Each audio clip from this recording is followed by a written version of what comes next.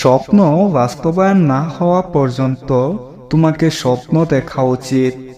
আর স্বপ্ন সেটা নয় যেটা তুমি ঘুমিয়ে দেখো। স্বপ্ন তো সেটাই যেটা পূরণের প্রত্যাশা তোমাকে ঘুমোতে দেয় না। জীবনের উপর বিশ্বাস রাখো, তোমার দ্বারাই সব সম্ভব। জগতে এমন কিছু নাই যা তুমি পারবে না। এই সংকল্প নিয়েই তুমি এগিয়ে যাও। তুমি সাফল্য পাবেই। হ্যাঁ, তুমি সাফল্য পাবেই। কাজের কারণে আমরা ক্লান্ত হয়ে পড়ি না, আমরা ক্লান্ত হয়ে পড়ি দুশ্চিন্তা, হতাশা এবং বিরক্তির কারণে।